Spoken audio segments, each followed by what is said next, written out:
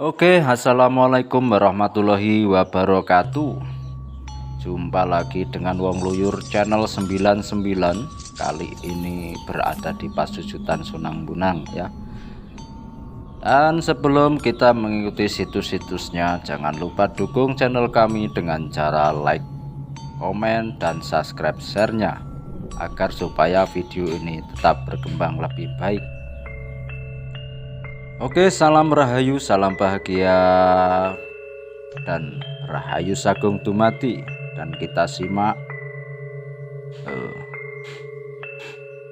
secuil-secuil sepenggal petilasan-petilasan di Pasujutan Sunan Bonang. Oke, kali ini kita coba menguak sedikit sejarah dari Pasujutan Sunan Bonang. Sunan Bonang adalah salah satu penyebar agama Islam di Pulau Jawa. Gak hanya makamnya saja yang ramai oleh peziarah, tapi juga tempat petilasan Sunan Bonang yang bisa disebut dengan Pasujutan di Desa Bonang, Kecamatan Lasem, Kabupaten Rembang, Jawa Tengah. Masyarakat Islam di Jawa tentu sudah nggak asing dengan nama Sunan Bonang. Sunan Bonang merupakan putra Sunan Ampel dan Nyai Ageng Manila. Dia lahir pada 1465 Masehi dengan nama Raden Maulana Makdum Ibrahim. Dia dikenal juga dengan sebutan Wali Songo yang ikut membuat Masjid Agung Demak. Menurut sejarah Wali Songo, Sunan Bonang lahir tahun 1465. Semasa hidupnya, Sunan Bonang menyebarkan agama Islam di daerah Jawa Timur sekitar Tuban. Wafat pada 1525. Sampai saat ini, makam Sunan Bonang yang sebenarnya masih misterius. Ada yang bilang di Bonang, di Tuban, dan di Madura. Semua makamnya itu juga ramai didatangi peziarah.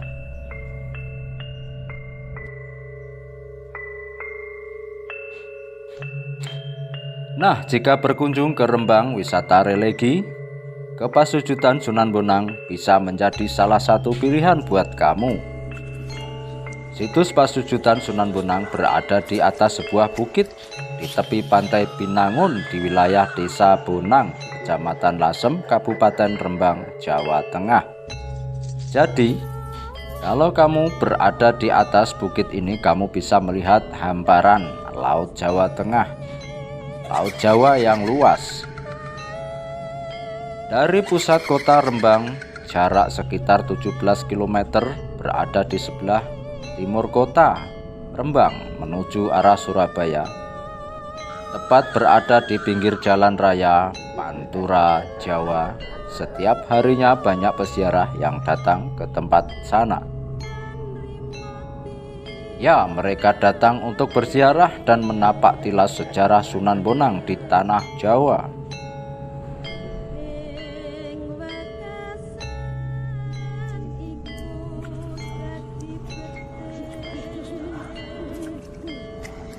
Memangnya ada apa sih di Pasujutan Sunan Bonang? Tapi sebelumnya perlu kamu ketahui dulu nih. Dilansir dari itsejarah.net 19/8/2016, kata Pasujutan itu berasal dari bahasa Jawa yang diserap dari kata Arab sujud yang berarti gerakan salat dengan wajah mencium tanah. Dalam bahasa Jawa, sujud dapat diartikan menyembah atau beribadah secara umum. Penambahan pa dan an pada kata Pasujutan mengubah kata kerja sujud menjadi kata benda Pasujutan yang berarti tempat untuk menyembah atau bersujud. Jadi Pasujutan Sunan Bonang itu berarti tempat Sunan Bonang bersujud. Dikeramatkan oleh masyarakat sekitar, Pasujutan Sunan Bonang berada di dalam sebuah cungkup yang berada di sebelah selatan. Bentuknya seperti apa? Nah, uniknya yang menjadi tempat pasujudan Sunan Bonang itu berupa batu andesit. Di dalam cungkup disebut terdapat 4 buah batu andesit berpermukaan datar. Batu yang tersebar lalu dipercaya sebagai pasujudan Sunan Bonang. Bagaimana ceritanya? Menurut masyarakat di sana, batu itu digunakan sujud oleh Sunan Bonang untuk mendekatkan diri kepada Allah Subhanahu wa Ta'ala. Namun ada pula yang menyebutkan bahwa batu ini merupakan alas yang digunakan Sunan Bonang untuk memancing, yang menurut Wifakoid 16/6/2015 karena rumahnya berada di dekat pantai dan bermata pencaharian nelayan. Pernah suatu ketika dia memancing dan waktu asar hampir habis sehingga enggak memungkinkan baginya kembali ke rumah. Maka dia salat di batu tersebut. Akhirnya pada batu tersebut membentuk bekas anggota badan Sunan Bonang berupa telapak tangan dan lutut seperti posisi orang salat. Selain itu, pada batu yang lain terdapat cap telapak kaki Sunan Bonang.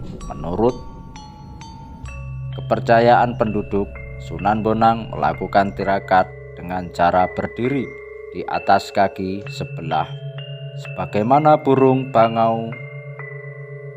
Karena itu kakinya membekas di sebuah batu yang dijadikan sebagai tempat berpijaknya. Adapun pada kedua batu yang lain yang bentuknya lebih kecil dipercaya sebagai bantal Sunan Bonang. Menurut cerita, awalnya keempat batu tersebut berada di lereng bukit, kemudian dinaikkan ke atas untuk kemudian dibuat sebuah cungkup. Sayang, hingga kini enggak diketahui secara pasti kapan cungkup tersebut dibangun. Oh ya, enggak hanya situs pasujudan Sunan Bonang di dalam kompleks. Tepatnya di sebelah utara terdapat cungkup lain. Cungkup tersebut oleh penduduk setempat diyakini sebagai makam Putri Cempo atau Campa, yang dipercaya sebagai murid Sunan Bonang, memiliki arsitektur yang cukup indah. 4 di antara tiang penyangga cungkupnya tersebut dari tulang belakang ikan paus Alesa.